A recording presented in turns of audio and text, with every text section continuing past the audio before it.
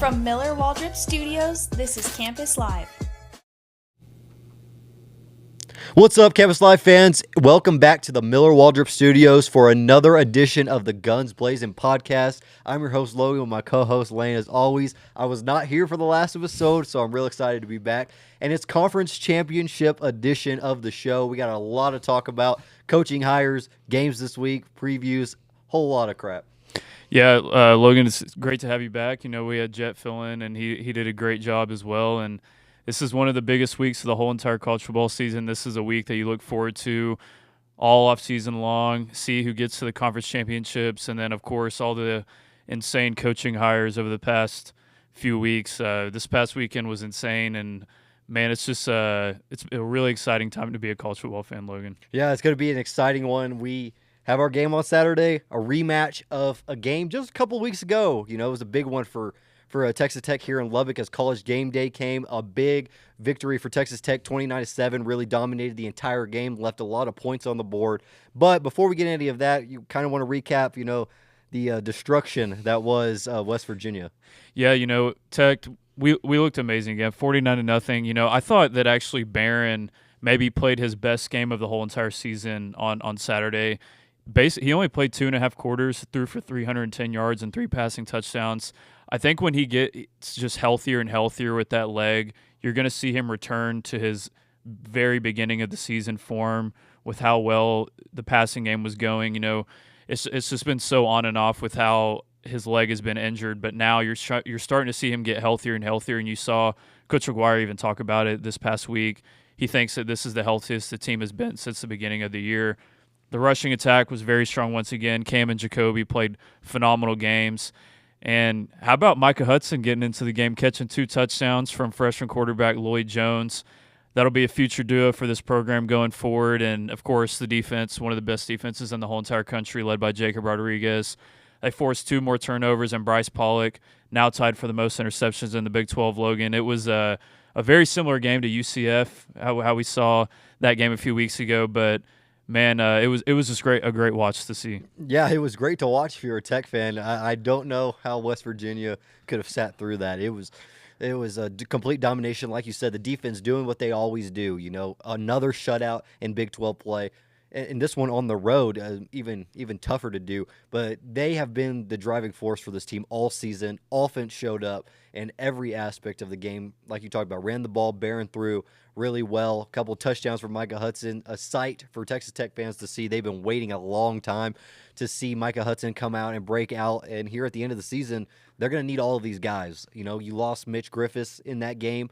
Looks like Coach McGuire talked about that he will and should be available this Saturday along with everybody else that played. David Bailey, you know, he left the game with a slight injury. It was precautionary, holding him out in the second half. Obviously, the score indicated that they didn't need him. Those are 2 guys that you're really going to look for this weekend because you're probably going to need them at some point, whether it's Mitch for a series or 2 with Barron's leg. I don't know. David Bailey's the most important player outside of Jacob Rodriguez on the defense. So, but it was fun to watch, that's for sure. Yeah, you know, and you saw Howard Sampson leave the game for a little bit and Caleb Douglas go down for a little bit, and we were up by so much at that point. It was like, man, just get the starters out already, and I just don't want to see another starter get injured, but thankfully, it seems like all those guys are okay. Howard came back in the game, and Caleb both came back in the game. Of course, like you spoke about with Bailey, you know, it says they held him out for a precautionary reason. So sounds like that's not too serious. And then, unfortunately, you know, we did not see Mitch Griffiths get to go back into the game. But at that point, we were up by so much.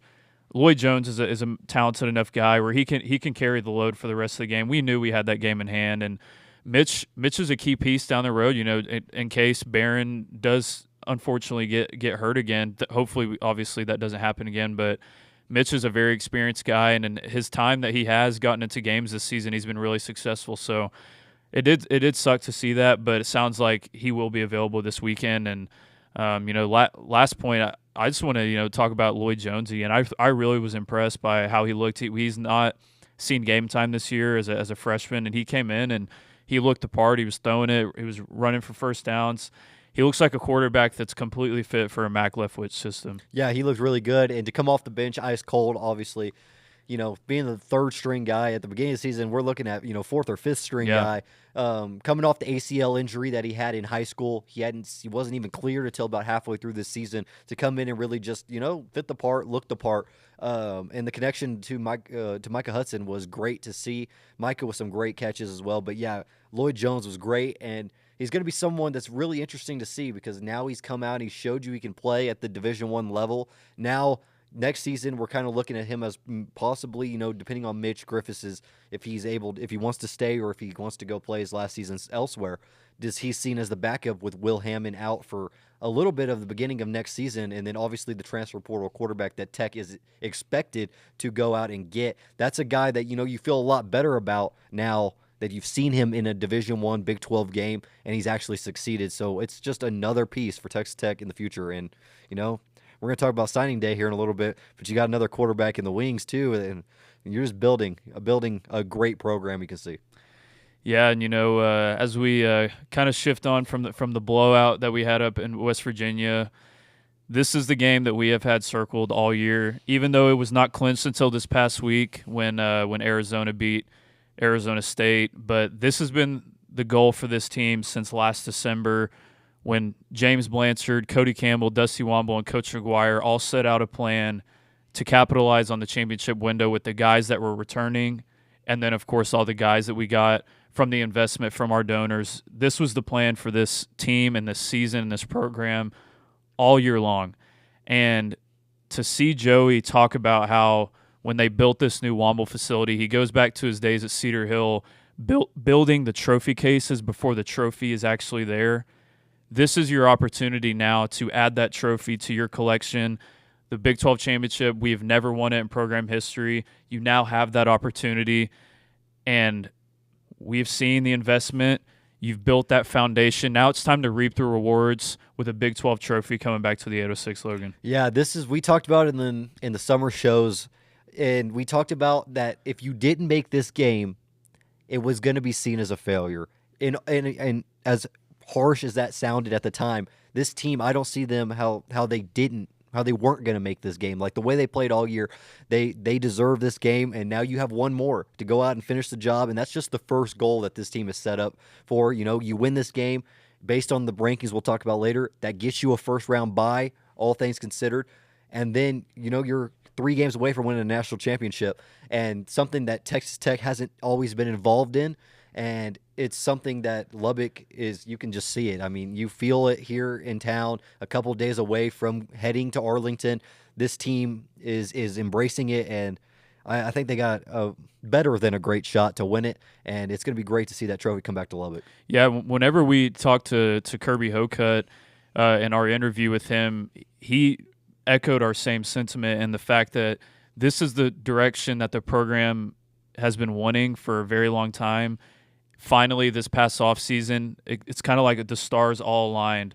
All the returning guys that we had with Barron and Jacob and Caleb Douglas, some other guys as well, but those core guys coming back with the 20 or so guys we got in the transfer portal, they knew that this was the group to potentially start a dynasty here in the Big 12 with the investment we've seen from Cody Campbell, Dusty Womble, and all of our amazing donors. This is our opportunity to make that statement, and I'm just so excited to potentially bring back our first trophy, Logan. Yeah. This is what you play for, right? This is why you're in a conference to win the conference championship game. You won technically the regular season. You were first, obviously, so you'll be the home team heading this weekend. But this game is where you, like you said, you see everything you built all season come together, and you're able to celebrate at the Cowboys Stadium. That's where all the NFL players, America's team, that's the stadium. And to be able to do that is going to be something crazy. We'll talk about some of the future plans. You may be playing your next game after this at the same location. It's great to see Joey. Obviously, he inked a new deal as of yesterday. He'll be here for a long time, and the investment just, keep piling it in, and this should be the standard now. This should be nothing less than a Big 12 championship every year. And yeah, it's great. I can't wait. Yeah, and I think as we kind of move into the matchup of the game, all the program noise, that's great and all, and you hear me and Logan talking about how amazing all the off-the-field stuff and the investment has been, but as we head into the actual breakdown of the game, this, I think, is going to really come down to how Barron plays. Whenever he has started a game this year, we've won it by an average of 34 points per game. Yeah, that's insane. And I know he did come out in 2 of those matchups with Utah and Kansas, but we were up in both of those games even when he came out. Those are insane numbers. Winning each game by 35 points whenever Barron has started. As he gets healthier, I think he's playing his best football. I said it earlier, of the whole entire season right now. So as long as he stays healthy against BYU, this offense should not slow down anytime soon, because alongside Barron in the passing game that we've seen kind of come alive in the past few weeks, we have one of the best offensive lines in the whole entire country and one of the best rushing attacks in the whole entire country with Jacoby Williams and Cam Dickey to partner up with Barron's passing game. I think that Barron in this game is definitely going to have to make some more plays than the first time we played it in our matchup versus BYU, because really our running, even though Barron threw 2 touchdowns in that game, the offensive line protected him extremely well. Really, and only the first 2 drives of that game you saw those sacks come in. Besides that, Barron was protected. He had a lot of time in that game.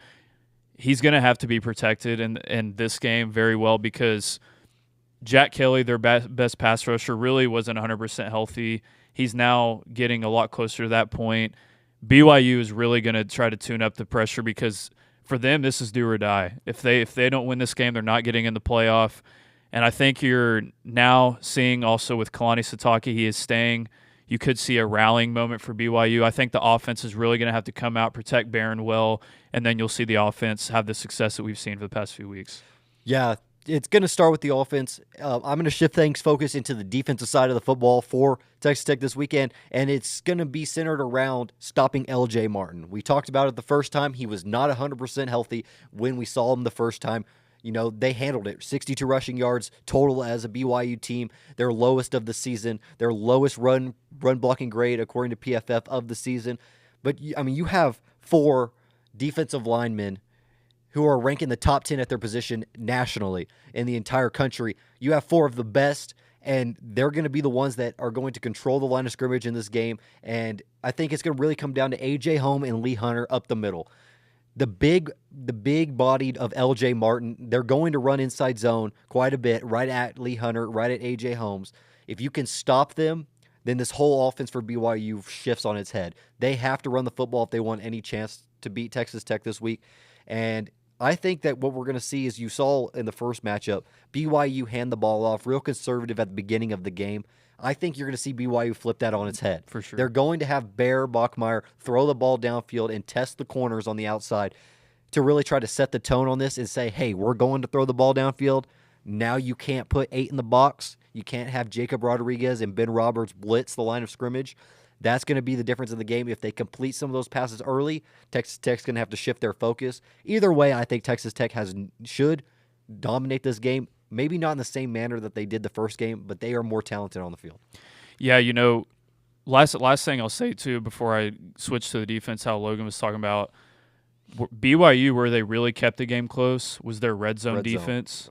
And really, I mean, that game could have been 49-7 instead of 29-7 if we would have capitalized on scoring touchdowns instead of field goals. And give Stone Harrington all the credit in the world for expanding the lead until we finally scored that late touchdown with Cam Dickey. But I think another thing that's going to be really crucial for our offense, finding Terrence Carter as many times as possible in this game. You saw him have 11 touches last week, 10 touches.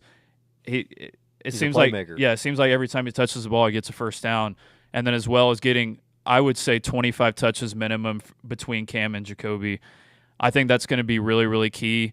But just like you said, as we expect on the defensive side of the ball, I completely agree. I actually wrote the same notes about BYU being a lot more aggressive in the passing game. You know, I think they came out, like you said, trying to establish the run game. And whenever they realized, we're not running on these guys because no one can, it was too late. Right. And at that point, Bear Brockmeyer, with the whole atmosphere in Lubbock, he was so thrown off. His timing was thrown off, forced him to throw into a lot of tight windows. He was hesitant on some throws. You saw him scramble. But also LJ Martin was not nearly as healthy. He barely didn't play. I mean, he only rushed like 10 times in that game. I think just like you said, they're really going to target our secondary, and our secondary's played amazing all year, especially the past few weeks. But if you had to target a point in our defense, that would be the quote unquote weak point, I guess. Yeah. You did see Arizona State target our secondary, and they did have some success. Of course, that was with Sam Levitt and Jordan Tyson. I don't think BYU has a talented quarterback as they do and a talented receiver as Jordan Tyson. But Parker Kingston and Chase Roberts both are really good receivers. And Bear Bachmeier is a really good quarterback. I completely agree. I think our secondary is going to be the biggest key in this game to shutting down BYU again. And if they play well again, you will see a similar scenario where it is a blowout. If they don't and BYU is able to start that balanced attack where they start hitting those deep shots where then LJ Martin, it opens up things up for him, that's when you're going to see a really close game and one where Tech fans, we might start to get a little nervous. But I don't know. What are some other keys that you have for this game, Logan? Yeah, I think the key is like you're talking about. If they can keep this game close, I'm really interested on how Tech approaches a one-score game. Yeah. We have not seen a one-score game except for Arizona State, and it obviously flipped on the wrong side. Texas Tech, with Bear and Morton, has not had to play in a close contested game all season. If this game is close, I'd like to see how Mac Leftwich handles the offensive scheme. Does he stick with the run? If they're up by 7, are we able to run the clock out? If not, that's something that I don't expect to come about. I think Texas Tech is a 2-possession winner in this game, but that's something I would keep an eye on. And then on offense, being able to run the ball consistently like they have been is going to be a key. BYU, one of the worst teams in gap scheme run game. Texas Tech, one of the best. Texas Tech, a lot of inside zone with Cam Dickey and Jacoby Williams. I think Terrence Carter and John Carlos Miller in the run game blocking is going to be another key that Texas Tech has to find a way to push them out of the way and really run the football well to help Barron out a little bit. Yeah, and I think, too, one of the most important parts of this game, you saw it happen. We dominated the special teams battle in our first matchup against BYU. It happened literally after Barron got sacked on that first possession. Parker Kingston fumbles. Jack Burgess had a really good day punting the football, constantly flipping the field for our defense. Hopefully we're not punting too much, obviously, but when he did have to punt, he flipped the field. Our defense stopped him on their end, and then it gave us a great field position for our offense. And then, of course, Stone Harrington was the player of the game. He had 5 field goals. I'm sure he's going to have at least 2 opportunities for field goals in this game. BYU has a good defense. If we win that special teams battle again, I think, once again, this is a type of matchup where we do win, like you said, by 2 or more possessions. But I think, an interesting caveat, too, even though Sataki did say he was staying, with how much noise that was surrounding him leaving, obviously you saw the video of him announcing it to the team. They're all excited and stuff, but you got to wonder if that did affect them at all. You've seen all the Ole Miss stuff that's happened over this past week. We'll discuss later, but with BYU being as desperate of a team as they are, having to win this game, you have to wonder if Sataki almost leaving to Penn State is going to have some sort of effect on them. We don't know. Maybe it could even make them play better, I guess, for their coach. But I think that is another interesting caveat of this game, Logan, and I'm just really excited. And, we are going to be there, too. We have a live show that we'll have to make sure you guys tune into that. We'll have some more details on that on our social media pages. But, man, I'm just so excited for this matchup, and I just really hope we bring home that Big 12 trophy. Yeah, I think so as well. Before we move on, we want to do our segment, Keys to Victory. JSI Services sponsors our keys, our pathway to victory. JSI Services is a proud partner of Campus Live. Be sure to visit their website at jsiservicellc.com to learn more about their asphalt paving services, earth, dirt work, concrete and gutter paving, and crack fill, seal coating, and stripping services. Thank you to JSI Services for their proud support of Campus Live and the Guns Blazin podcast. Okay, we're going to do 2 keys to victory. We've already announced a little bit about it. I think our keys to victory, stopping LJ Martin as well on defense, and on offense, being able to run the football. I think a rushing attack, the trenches is going to be where this game is won. Yeah, I think having an effective passing game, along like with you said with the running game, and then like I spoke about, our secondary playing well. I think if those 2 things happen, it's almost like it those are what make us balanced on both sides of the ball if both play well, which they have all season long, except for that one game at Arizona State, and Barron didn't even play in that game. So having a good and attacking passing attack with Barron, then our secondary playing well, if those two things happen, we will not be worried at all. Yeah, So, I think we're going to be in a good spot. I'm really excited. Like you said, we're going to be there. Make sure y'all tune in. More details later, but I'm extremely excited about this matchup. yeah, and then kind of moving on to our injury report that we have as well. Logan, I think you're going to read it off here real quick. Yeah, our injury report sponsored by Exceptional Community Hospital. Fans, it's time for this week's injury report presented by Exceptional Community Hospital. Before we hop into the injury report, we want to take a moment to recognize Exceptional Community Hospital as a proud sponsor of Campus Live and the Guns Blazin podcast. Be sure to visit their 24/7 state-of-the-art hospital and ER located at 6401 Spur 327 here in Lubbock, Texas.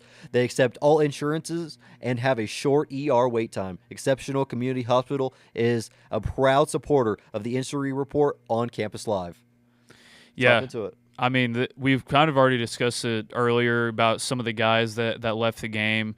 You know, we did see David Bailey not come back in the game and then Mitch Griffiths not come back into the game. But it sounds like from Coach McGuire's press conference this week, this is the healthiest the team has been all year. You know, really the only key contributor we're missing right now is still Skylar Go-Howard. But if we win this game, get that bye, he potentially could be coming back in 3 weeks. At least that's what we heard a few months ago whenever he went down with that injury. So as far as Texas Tech goes, you know, not too many injuries to report about. Hopefully those guys that left the game last week, obviously David Bailey, can go in this game, be 100%, because we're going to need all hands on deck versus BYU. Yeah, David Bailey's the one guy that has to play this week if Texas Tech is going to be at their peak. I think another guy, like you talked about, Skylar Gill-Howard, reports are that he is now going through his rehab workout process. He is in a boot, but he is actually going through workouts in the facility. That's a great step. You know, like you said, a bye gives you an extra week to get what was one of the best defensive tackles in America just to add to that defensive line. That's the guy that I'm looking forward to. They want to win this game, give him an extra week. And I think he was the only real big name. Otherwise, like you said, McGuire said everybody should be available this week. Texas Tech at full strength is always a great thing.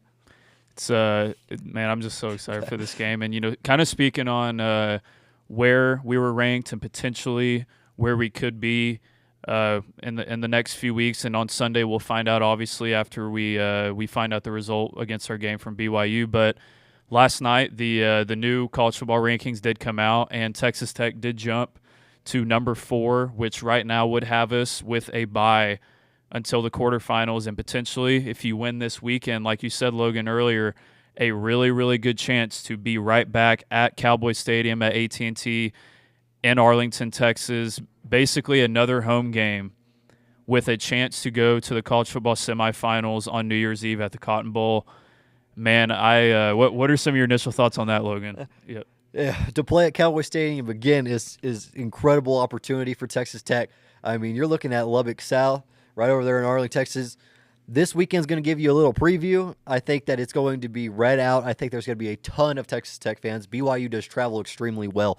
But if you're able to get that bye, based on what you're looking at in the seating right now, a potential Oregon matchup in Arlington, it doesn't get any bigger than that. That would be peak cinema for college football.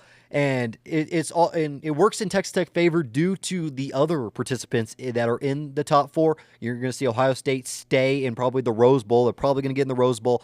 You got, Indiana not wanting to come too far down south. And right now Georgia, who has one just in their own backyard. And so that leaves Texas Tech with the in-state, matchup there in Arlington. I think that you could potentially see a possibility that Tech moves up to number 3 into the rankings, depending on the Georgia-Alabama matchup. Of Alabama win, probably pushes them to number 4. I think the SEC is going to get a bye either way, but you may see Texas Tech move up 1. Big game this weekend. That's not just for the Big 12 championship. This has big college football playoff aspirations. We're going to talk a little bit about what BYU could possibly do if they were to pull off the upset. Yeah, I think the committee really gave some answers without saying it out loud last night. Obviously, if BYU wins, they're in. we don't want that to happen. I mean, it would be good for the Big 12. Good for the Big 12, bad for Texas Tech. I mean, we still make it. Yeah, but we would have a trophy. We want that trophy. But I think really the BYU scenario is pretty plain Jane. I think a scenario that we really could talk about forever, and it's going to be so interesting to see play out this weekend, is if 7-5 Duke beats Virginia in the ACC championship. We talked about this a few episodes ago in the beginning or in the middle of the season, how this could potentially be a possibility. And Miami right there sitting 2 spots behind Notre Dame, they're going to be huge Duke fans and huge Texas Tech fans this weekend because if they move 1 spot behind Notre Dame with that head-to-head victory, you have to put them in my opinion, Logan, at that point, the ACC would not have a team in the playoff. I think that the committee would jump Notre Dame and put Miami in right there at that 10th spot.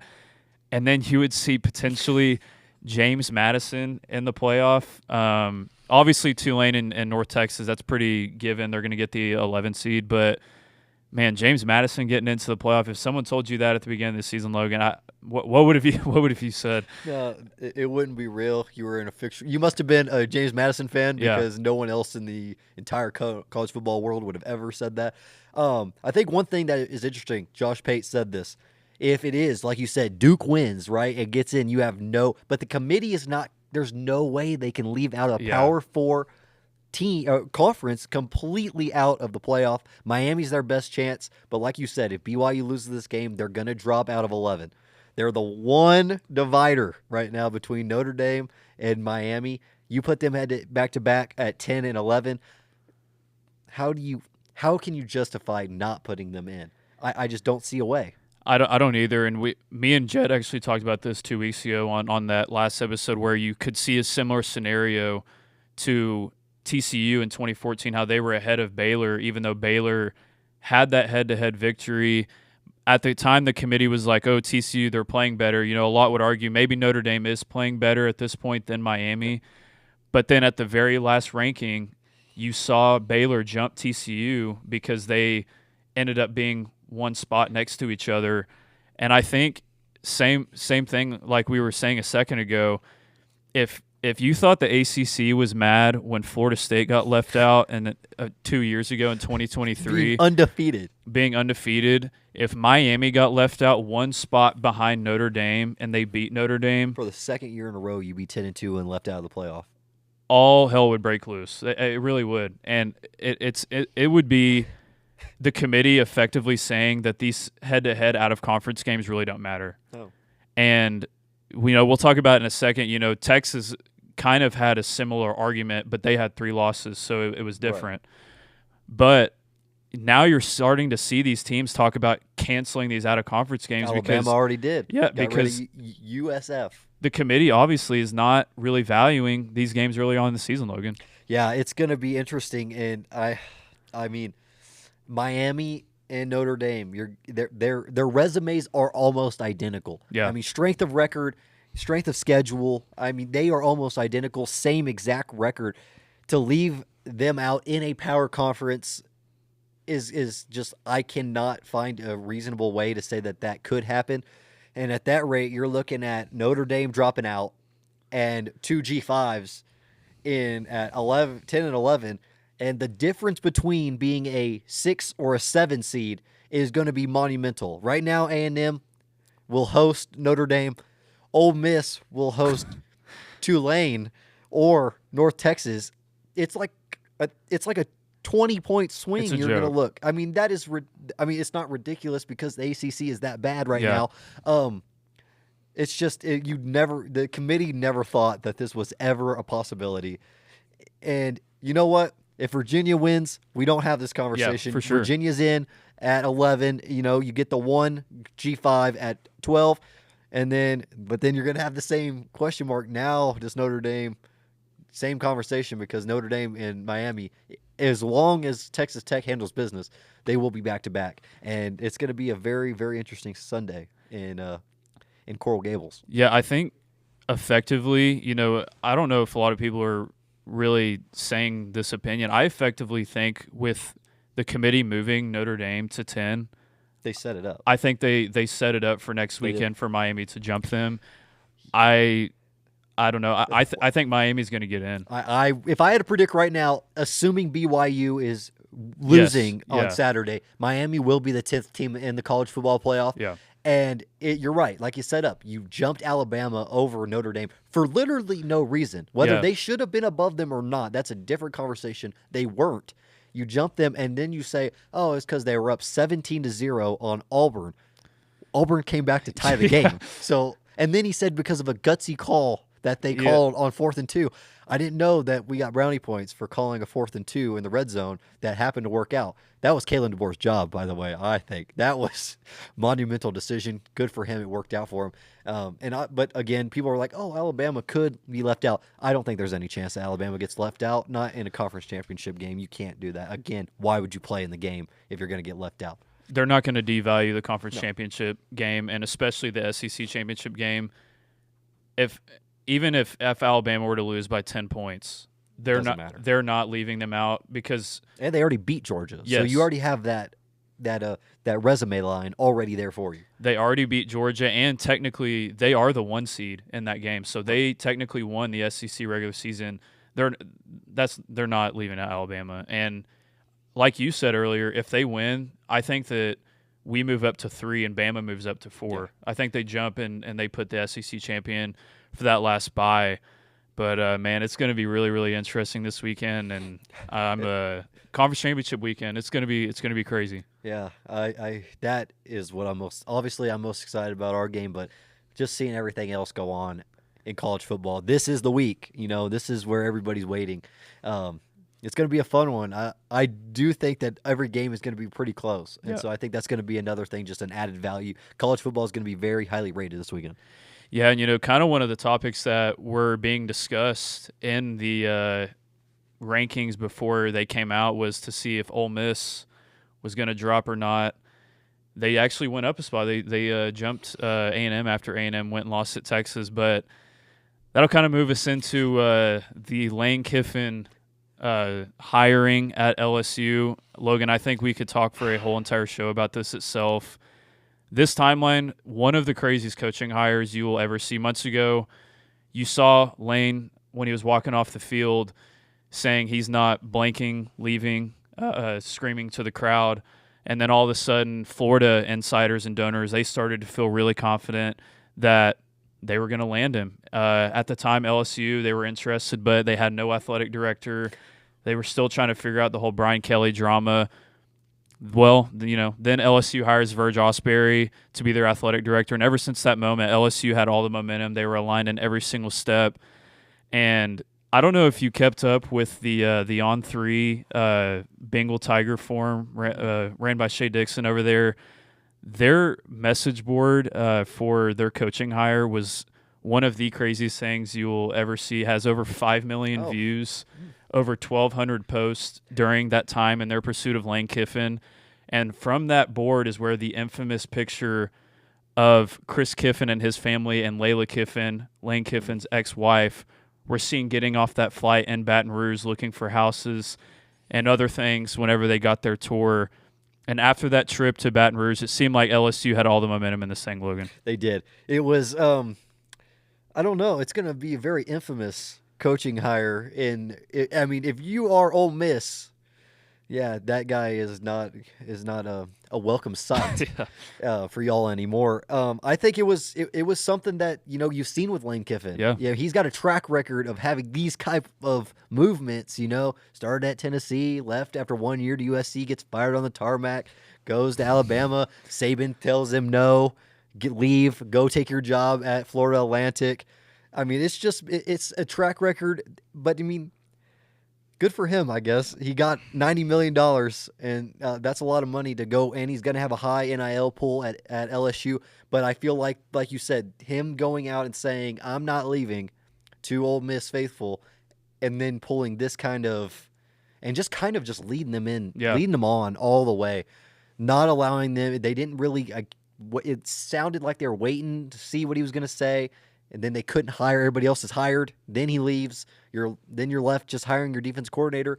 He may be a great guy for the job. It was just a very it was definitely something that's going to get a documentary on 100%. in a couple of years. The timing of it all sucks. Yes. And a lot of that does have to do with how the NCAA moved up National Signing Day, where these coaches basically have to be hired right now, and so they can help finish their class at their new school. But, the other coaching hires that you saw, like with John Summerall going to Florida and Eric Morris going to Oklahoma State, where they're staying with their teams in a potential playoff run, those are different jobs than Ole Miss. 100%. And even though LSU is a better job than Ole Miss, I think it's fair to say that, Ole Miss is an SEC job. I would say they're a top half SEC job easily right now. And I know Kiffin, he has said the whole time, he wanted to stay and coach their playoff run. That was never a possibility in this. No. And you saw that play out, obviously, with Ole Miss athletic director Keith Carter eventually cutting the cord and was like, you have to leave. And we're going to hire Pete Golding. And, for Ole Miss fans, it really does suck for them. They're in the midst of their best season ever, 11-1, the number 6 seed in the whole entire country right now for the college football playoff.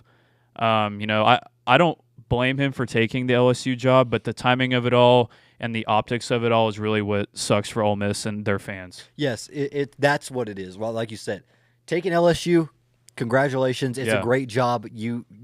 I would go also. The way that he approached the decision making, continuously saying, yeah, I don't know. Like, I really don't know what I'm going to do. I think we all had a pretty good idea that he knew he was leaving. And so the way that he approached it with Ole Miss really left them in a bind. And then I think just the way that he proposed it, the post on social media saying that the whole team wanted him to coach in the college football playoff, but that administration said no. Now, multiple players getting on their social media saying that is not how it went down. If you were in the facility, you know that is the complete opposite of what was happening. It just seems like a total mess, and I'm very interested to see, when the transfer portal opens up, Ole Miss players, how do they react to this? There was rumors that they were furious with the way that it was handled, and they felt disrespected, in their season of the way he did it. Does that, keep Trinidad Chambliss from moving with Lane Kiffin to LSU, Kawan Lacey as well? Do these guys take some of this as, let's go, I'm not going to follow him, let's go elsewhere? I don't know. That's going to be an interesting thing. I just think that it wasn't ran smoothly by Kiffin, and it could have been done a lot smoother, and maybe he would have been coaching Ole Miss if this was, decided months or weeks ago. I don't know. Yeah, I saw a point from actually Pat McAfee today when he was talking about it, how there were like national media pundits like on College Game Day that were saying, I wish Ole Miss would let him stay and coach. He had a great, basically a segment saying, in theory, that's great, but in reality, Ole Miss cannot let that happen. No, it just sets a precedent that I mean, he's out the door. Yeah. He's going to infiltrate, so to say, some of your players as he gets another couple of weeks to say, hey, look how great these facilities are over here. Look at the money I can offer you. And then he's leaving anyway. Yeah. I mean, and let's say you lose in the first round, it was worth nothing for you if you lose in the first round anyway. Yeah, it's but they got their OC back. Yeah. Kiffin let him coach. They got their OC back, so take that as you wish. I do think Lane's going to be really successful at LSU. I mean, $30 million NIL war chest to play with every single year in one of the biggest recruiting hotbeds in the whole entire country, that New Orleans proper area. He's going to be really successful there. It's just, I don't know. Like we said, the timing of it all sucks. Can't wait to see him travel to Ole Miss next season, though. You thought Chris Beard was bad. Oh, my gosh. This is college football and the SEC in a hotbed. That's going to be a game of the year atmosphere, I'm pretty certain. That's gonna be fun. You thought 15,000 at the USA was tough. How about 65,000 in Oxford when he come? It's going to be crazy. But there were some other coaching hires that did happen. Not as relevant. I mean, they're relevant, not as big. But John Summerall going to Florida, Alex Golish going to Auburn, Eric Morris, ex-Red Raider, going to Oklahoma State, Will Stein to Kentucky, Ryan Silverfield to Arkansas. A lot of the Arkansas fans not very happy about that. And then protesting. Yeah, Penn State still jobless. We discussed that earlier, but based on the other hires, Logan, what do you think is the best hire that you've seen from the other hires around the country? Alec Golish to Auburn, I in my completely opinion, agree. is the best hire of any school this cycle. He fits the mold of what has to be done at Auburn, and the way that he was able to, create his team. He's always been a guy that's able to get the most out of his players. He's winning with, some low, probably 2-star recruits right now, and he just fits the mold, and you can see that that he was very coveted in this cycle, Yeah. and to be able to go and there were reports that Arkansas was highly in on him. You get the flip to Auburn. I just think that he fits their personnel and what they're trying to do there, and they're going to have really good quarterbacks now. He's proven that he can coach some quarterbacks, and you're going to have that in Auburn, Alabama, which you have not had. You've thought you've had, but you haven't had in a long, long time. Yeah, it'll be really interesting to see if if he stays with Deuce Knight or if he wants to bring in Byron Brown, a guy that he's been really familiar with. And Byron is a great quarterback. He's been one of the best quarterbacks in the whole country this year. But like you said, Golish, I think, is a phenomenal hire. But besides that, Penn State still being jobless is It's kind of laughable, actually. it really is. And now the recruiting class, they signed 2 people today. Yeah, one quarterback staying home. I saw that post on social media. They're behind colleges such as Colgate and Colgate on the come up. Prairie View A&M for a recruiting class this year. Shouldn't laugh, but it's not good. Yeah, and we talked about this weeks ago whenever they fired James Franklin. We said Penn State, their fans and their alumni base think that they are a better job than they are. You saw it today. Brian Hartline literally chose to go to USF, where Golish just came from, G5, over Penn State. And now you're seeing reports come out that Penn State might just hire Terry Smith from within because literally no one wants to go there and coach. And now James Franklin stealing all Penn State's recruits. They now have a top 25 recruiting class in the whole entire country. He's literally been there like 2 weeks.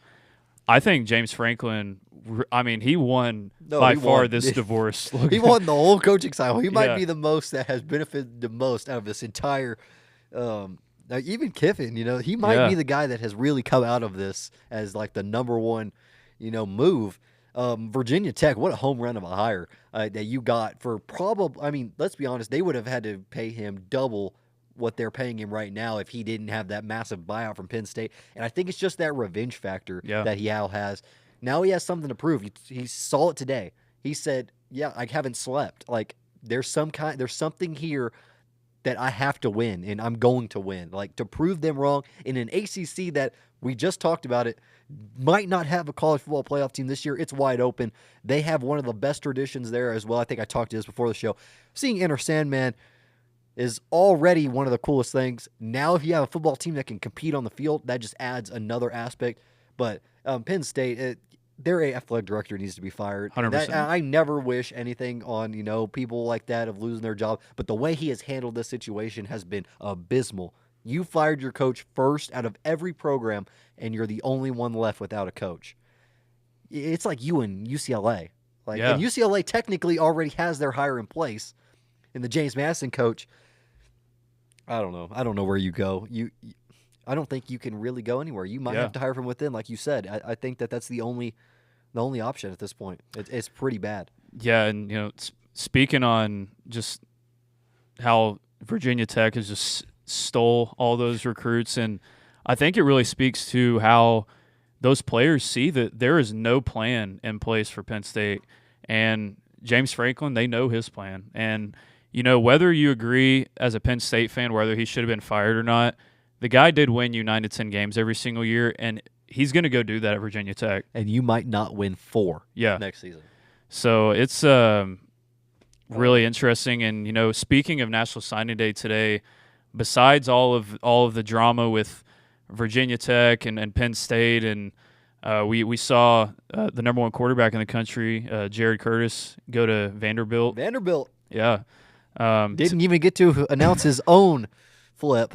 He got, on 3, had to go ahead and take his spotlight away. He had to make his own post on it. Yeah, that's besides the point. Hayes stole his spotlight there. No, but Texas Tech with the 20th best class in the whole entire country, first in the Big 12, according to On3 and Rivals. Obviously, this class headlined by both 5-stars LaDainian Guyton and Felix Ojo. But Logan, who are some guys in this class that the Red Raider fans really need to know about that could be underrated? Chase Campbell. That guy is going to be elite. Donovan Webb, another guy, elite. Those guys may have impacts next season, depending on how the transfer portal goes. I'm extremely high on those guys. You know, you got some major schools in the fight for a couple of those guys. Michigan was in the fight for Webb. You know, you got some of these guys, a local product here in Chase. So I think that just having those guys that were kind of like the cornerstones at the beginning, you kind of got them, and then you got LaDainian Guyton. Did not know really when you were going to get him, 2027 or 2026. He reclassifies to add to Felix Ojo, who theoretically could be our starting tackle next year, or starting guard. Like, he's that good to start as a freshman. The class is amazing, and you know, another guy goes kind of under the radar is Stephen Cannon. Like, that guy, QB1, according to Joey McGuire on the thing today. That guy recruited LaDainian Guyton, his teammate. I think that guy is under the radar in terms of on-field production. He may be, you know, a really big-time recruit coming here. But what he's done to help build this class from the inside is something short of remarkable. Yeah, I think another guy, too, is running back Ace Rowden. I think he might be the most underrated running back in the whole entire country. And he's a guy that is going to come in, really was slept on by a lot of schools. You know, a lot of these bigger schools like Texas and A&M really didn't show him that much interest. And Coach McGuire jumped on him really early before the season started. And he basically committed, you know, as soon as Tech really started showing that interest. And he's been a really productive guy throughout his whole entire high school career. And a top 20 class this year, Logan. I would assume another top 3 or 1 portal class, and then next year's recruiting class, already the number 1 recruiting class in the country right now. This is just going to be stacking and stacking talent, Logan, and I am so excited to see just how we continue this plan of dominating not just the Big 12, but the college football in general. Yeah, landscape has changed. We've talked about it all year. Landscape has changed. NIL, revenue share, all brought together has really solidified Tech as a cornerstone in college football. Kavian Bryant coming in 2027. That's another number 1 quarterback. You know, now you're looking to fill out position. Like, you're not at the point anymore where, okay, let's pile up 3 stars. No, we're looking for positional value at the 5-star for high 4-star level. It's a whole different. I don't know if Texas Tech fans have seen this level of recruiting and production and what they've brought in. And like you said, I mean, you're probably going to have a top 5 portal class. I would be shocked if it's 5. I'm thinking more, like you said, 1 through 3. You're going to have a portal class of 15 guys that are going to come in here and make an immediate impact. Probably one of the best quarterbacks in the portal is going to come home to Lubbock, Texas. You got to have it. And Coach McGuire and staff have shown that they can bring in the talent and then enhance their talent, develop them into first-round picks. You're going to have a solidified first-round pick in David Bailey, a borderline first-round pick in Romello Height. Lee Hunter is going to be in that picture as well. Some guys on the back end, Barron, you know, Jacob Rodriguez. I mean, you got a ton of guys. And you're going to have a lot of guys returning. I expect a lot of guys to return that can return.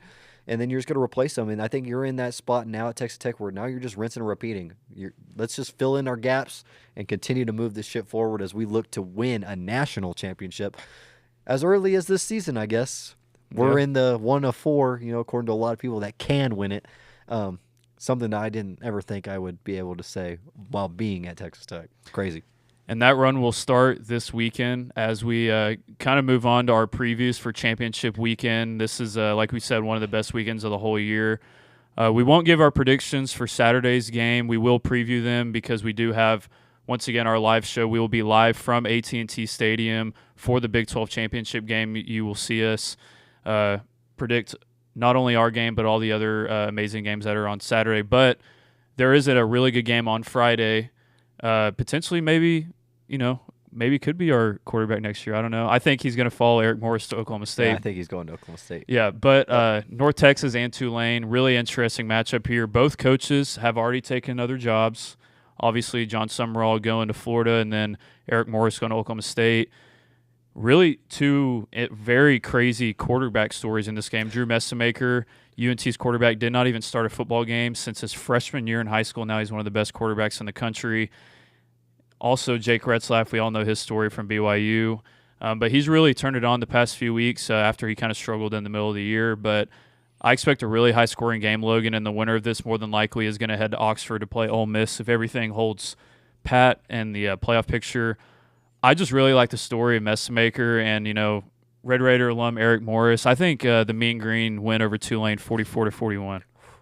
It's going to be a very, very interesting game. I think, like you said, storylines on both sides, coaching changes on both sides, both coaches headed out. I think that, Tulane, they have sustained success for a couple of years now. They've been really, really good for a couple of years. North Texas, really good quarterback, really good weapons on the outside, extremely good offense. I think that North Texas is going to have trouble stopping Tulane, and Tulane's going to have trouble stopping North Texas, but I do think Tulane gets one stop. I think that they win 52-48. I think this is a game that every fan wants to watch, and if you're a fan of their team, you don't really want it to be that high scoring, but it's going to be a fun game to watch to really kick off the thing. Give me Tulane. Yeah, and then moving on to the SEC championship. We won't predict this game, like I said, but kind of previewing it, we saw Alabama have their win of the year at Georgia early on. For some reason, Kirby Smart, Bama is he just can't beat him, it seems like, over the past few years. Bama and Ty Simpson, though, really have slowed down as of late this past month, especially in the passing game that was so dominant early on in the year. The running game has done a little bit better the past few weeks, but the Bama defense really is has been winning them their games the past month or so. Both teams battling a bunch of injuries, especially Georgia. They will probably not be without their starting center, Drew Bobo, who has been one of the best offensive linemen in the whole entire country this year, especially in their running game. Even though Alabama, they are the more desperate team technically in this spot, even though we said, we think both get in, I think it's going to be a really, really interesting matchup, Logan. Yeah, it is. I think the injury that really stands out for Alabama is Will Jam Miller played this week. He had a big game against Auburn in the first half when they went out to that 17-0 lead. I think you got to beat up Ty Simpson. They have not been able to complete a pass down the field. Where early in the season they made their money. They got to complete passes if they want to beat Georgia down the field. Or the intermediate and short are just going to be ate up by the Georgia defense. It's going to be a great game, I think, on the Georgia side of things. You're going to have to see some of these playmakers make some plays on the outside. I think Zachariah Branch is going to be a key to this game. I think it's going to be a highly contested game. Low scoring probably, though. Yeah. And then to the Big Ten, this number one versus number two. The quietest number one versus number two game I've ever heard. Yeah, obviously people are talking about it, but you really thought this game would be a lot more hyped up. But this is the first time in a conference championship game since Alabama and Florida, way back when Tim Tebow was the quarterback at Florida, that a number one and number two team are matching up in the conference championship. Ohio State, clearly, in my opinion, is the best team in the whole entire country right now. They have one of the best defenses, not just this year, but so far in the history of college football, and potentially could have 5 first-round picks on their defense. Matt Patricia has done such a good job bringing in his NFL system with guys like Arvell Reese and Caleb Downs. Julian Saint potentially could win the Heisman Trophy and now has both of his weapons back in Jeremiah Smith and Carnell Tate. I love Kurt Signetti. I think he's an amazing coach, and they have a great defense as well, and also one of the best offenses in the country with Fernando Mendoza, and their great offensive line and receivers as well.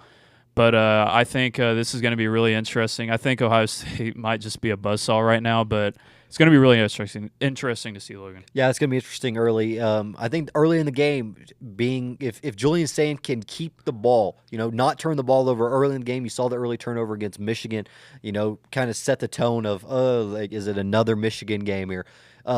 Indiana, great on the offensive side of the ball with some great receivers on the outside, as well as Fernando Mendoza, one of the best quarterbacks in the country right now. I think that there's just a ton of talent on Ohio State, and they haven't lost since the Michigan game. And you saw last season the Michigan game, a switch flipped. You can see in the way they play the game. They have not lost since. Like you said, they might just be that good that they can just run through this entire field. It's possible. I think it's going to be a highly contested game again. I think I think Indiana has a great shot to win. Like, they have the talent as well, and Kirk Cignetti's a great coach, and I think that they match up really well with each other. But it's Ohio State; they might just be that good. Yeah, and then this next game will be quick. I mean, Duke versus Virginia. Logan, I want chaos, so I just give me Duke to beat Virginia. Yeah. That's what? I don't really have a preview. I just hopefully Duke wins. I kind of want some chaos. I don't know. Hopefully Chandler Morris has a good day for Virginia, I guess. Yeah. But yeah, I don't really. Darian Mensah, great quarterback. Should be a good quarterback matchup. Not a lot to say about Duke. They've lost 5 games, so they're not the most explosive offense. They're not the best defense. So, but they found their way into the ACC championship game, and that's all that matters. They have a chance to win an ACC title with the way that their season has went.